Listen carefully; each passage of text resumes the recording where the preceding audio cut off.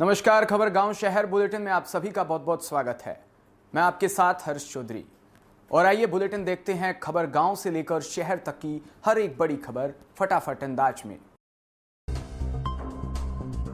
उत्तर पश्चिमी रेलवे ने बीते एक साल में बढ़ते हुए यात्री भार को देखते हुए टिकट चेकिंग अभियान को तेज कर दिया। रेलवे की तेज निगाहें अब ऐसे लोगों पर बनी रहती है जो किसी अपने को छोड़ने रेलवे स्टेशन पर आते हैं, उन्हें बिना टिकट लिए प्लेटफॉर्म तक चले जाते हैं।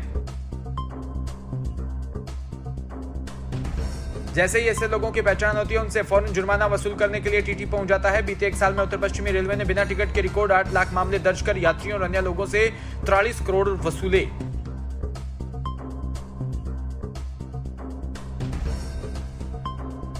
आमतौर पर किसी भी रिश्तेदार या दोस्त को छोड़ने के लिए उनके अपने रेलवे स्टेशन तक चले ही जाते हैं। सी ऑफ करने वाले आने के लिए नियम है कि वो प्लेटफॉर्म टिकट खरीदकर ही प्लेटफॉर्म तक आ सकते हैं।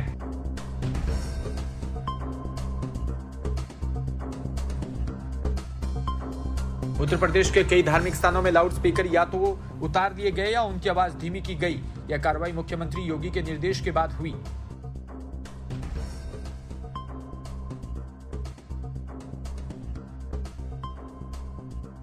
ADG law and order Prashant Kumar ने बताया कि अभी तक यूपी में 125 धार्मिक स्थलों से लाउड स्पीकर हटवाए गए। वहीं 17,000 धार्मिक स्थलों पर लाउड स्पीकर की आवाज कम की गई है।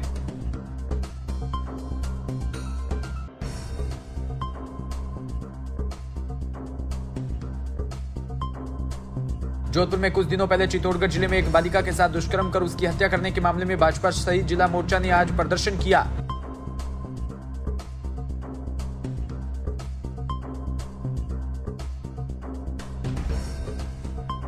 बालिका उत्पीड़न व महिला अपराधों के खिलाफ विरोध जताया गया। भाजपा महिला मोर्चा की प्रदेश महामंत्री इंदिरा राजपुरोहित ने बताया कि गत गुरुवार को चित्तौड़गढ़ में करीब 2.5 साल की बालिका का मर्डर कर शव कुएं में फेंक दिया गया था।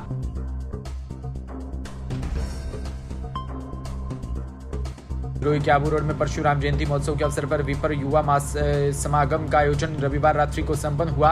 ब्राह्मण समाज के प्रवक्ता गोपाल शर्मा ने बताया कि विपर समाज आबू रोड द्वारा समाज के नौजवान समागम कार्यक्रम आयोजन किया गया। रविवार रात्रि को हुए भव्य आयोजन की अध्यक्षता ब्राह्मण समाज के अध्यक्ष अमित जोशी ने की। इस अवसर पर विशिष्ट अतिथि के रूप में अलका शर्मा, कल्पना छंगाणी, प्रवीण शर्मा रहे।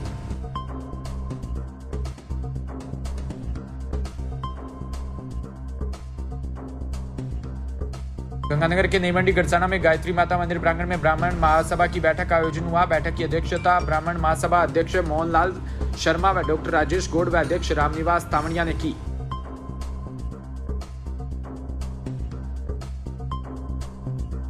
तीन मई को सुबह 7 बजे गायत्री माता मंदिर प्रांगण में भगवान परशुराम चौक पर सभी विपर बंधुओं द्वारा प्रभात फेरी निकाली जाएगी व धार्मिक कार्यक्रम आयोजित किए जाएंगे।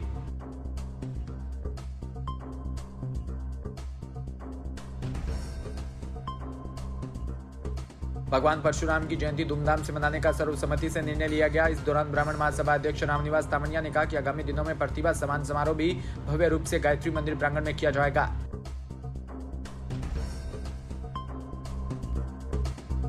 झालावाड़ जिले के चौमेला क्षेत्र के गांव गुराडिया पंचायत की बैठक में विकास अधिकारी श्री डॉक्टर बीएम मौर्य की अध्यक्षता में हुई, जिसमें 10 वार्डों ने पंचों ने सर्वसहमति से वार्ड 10 पंच अजय हरिजन के पक्ष में मतदान किया।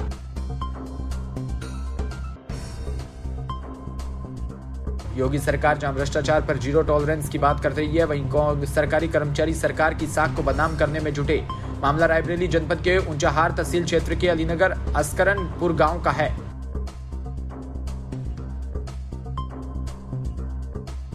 ऊंचाहार तहसील में तैनात लेखपाल अमर सिंह यादव गरीब परिवारों के बीच में जाकर खुलेआम बोल रहा है कि अगर 5 लाख की सरकारी योजना का लाभ लेना है तो 50,000 देने होंगे।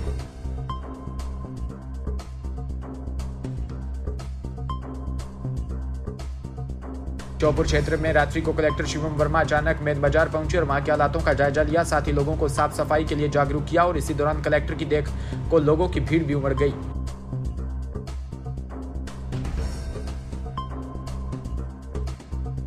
कलेक्टर ने नगरपालिका सीएमओ को साफ सफाई व्यवस्था, लाइट व वाटर कूलर चालू करवाने के निर्देश भी दिए।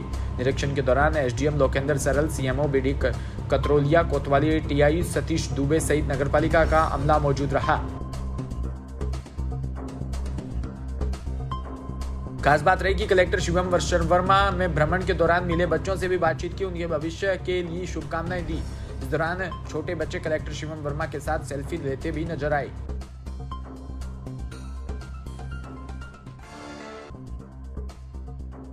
शिक्षा मंत्रालय ने राजस्थान के शिक्षा विभाग को 12वीं कक्षा के राजनीति विज्ञान के प्रश्न पत्र में कांग्रेस से जुड़े सवाल पूछे जाने पर पत्र लिखकर जवाब मांगा। प्रश्न पत्र में कथित तौर पर कांग्रेस पार्टी की 6 उपलब्धियों के बारे में पूछा गया था।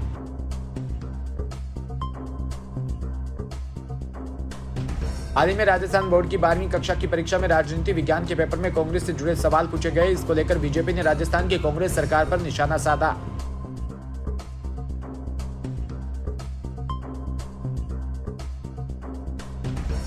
दरअसल राजस्थान माध्यमिक शिक्षा बोर्ड की ओर से आयोजित 12वीं कक्षा की राजनीतिक विज्ञान की परीक्षा का पेपर पिछले गुरुवार को सोशल मीडिया पर जमकर वायरल हुआ। इस प्रश्न पत्र में कांग्रेस से जुड़े सवालों को लेकर सीधे तौर पर राजस्थान की कांग्रेस सरकार को कटघरे में खड़ा किया गया था।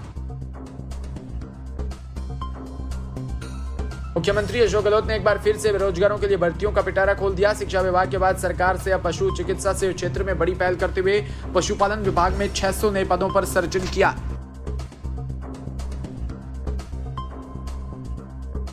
इनमें सरकार के 300 पशुधन सहायकों और 300 जलधारी के पदों पर नई भर्ती की घोषणा की। विभाग में जल्द ही 600 नए सर्जित पदों पर भर्ती करेगा।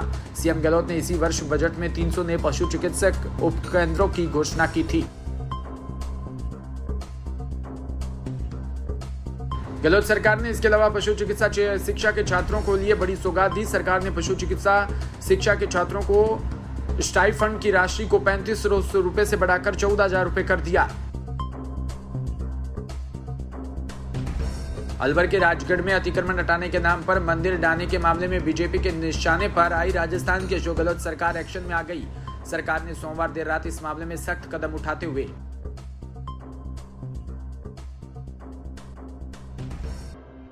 राजगढ़ उपखंड अधिकारी केशव मीणा को सस्पेंड कर दिया। इसके साथ ही नगरपालिका ईओ बनवारी लाल मीणा और राजगढ़ नगरपालिका अध्यक्ष व बीजेपी नेता सतीश दुहरिया को भी निलंबित कर दिया। वहीं इस मामले में बीजेपी की ओर से मौके पर की गई जांच टीम ने अपनी रिपोर्ट पार्टी प्रदेश अध्यक्ष को सौंप दी। अतिक्रमण हटाने के नाम पर मंदिर ढाने के बाद राजगढ़ देश भर में राजनीति का केंद्र बिंदु बना हुआ है। बीजेपी इस मसले को लेकर गहलोत सरकार पर जबरदस्त तरीके से हमलावर हो रखी है। राजगढ़ में आए दिन बीजेपी और कांग्रेस नेताओं के दौरे हो रहे हैं। दूसरी तरफ इस मामले में बीजेपी की तरफ से जांच करने गई पार्टी के सीकर सांसद सुमेधानंद सरस्वती ने कहा कि राजगढ़ का मंदिर अतिक्रमण की जद में नहीं था। कांग्रेस को बुलडोजर चलाने हैं तो पहले अपने कार्यालय पर चलाए, फिर बीजेपी की सोचें।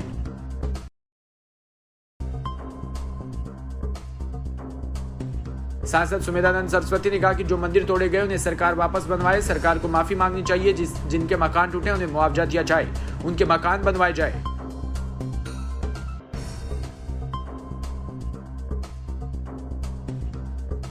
उन्होंने कहा कि अपनी रिपोर्ट में यह भी मांग की है कि सांसद सुमेधानंद बोले मंदिरों पर आंच आएगी तो हम चुप नहीं रहेंगे, आस्था को चोट पहुंचेगी तो हम बोलेंगे।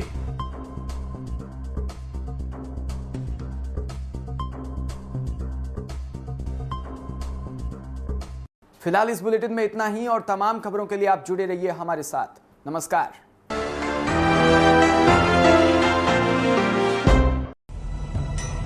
बिना रुके, बिना डरे, बिना किसी समझौते के जारी है हमारी सफलता की यात्रा। इस यात्रा में कई अवरोध और कई बाधाएं आईं,